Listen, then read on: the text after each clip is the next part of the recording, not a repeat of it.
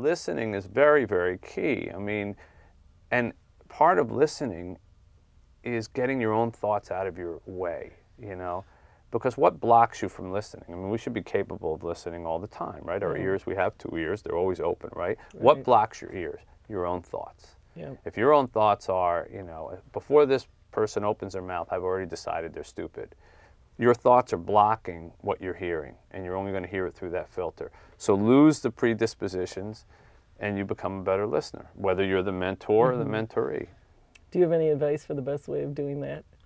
Getting your own thinking out of your way? Stop thinking so much out of yourself. Well, stop thinking so much of yourself. Yeah. Think of all the people who have surprised you in your life that you've learned from. A guy on a bus, a homeless guy, you know, a woman you ran into at a coffee shop, an old buddy who called you out of the blue. Think of how many times you thought there was nothing to be offered and you were surprised. Yeah. In making something universal, in really reaching out to people if you want them to listen to you, you are much better off painting yourself as unknowing, as foolish, as needing to be educated, if you want people to come join you, than being the wise one. Because how many of us are really the wise one? How many of us are Yoda? And how many of us are wannabe, you know, Jedi Knights, you know? If all of us thought of ourselves as Yoda, you know, then no one would listen to anybody.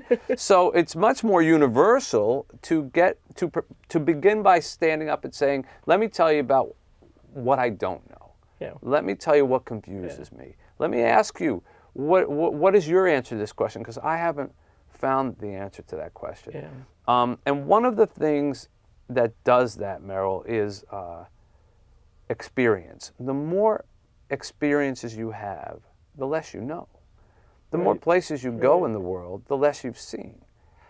The snarkiest know-it-alls that I know have done the least and been the fewest places. And the people who I know and admire, who have gone all over the world and have experiences everywhere and have done all kinds of things, they're some of the humblest people you know. And they'll be the first people to use the words, I don't know. And I think part of the answer to your question is don't treat those 3 words as a curse.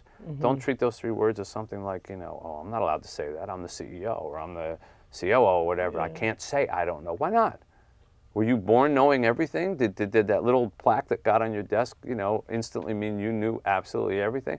And I think people relate to people who admit some frailty, you know? Now, that doesn't mean you have to walk around going, you know, I am totally lost. I haven't got a clue.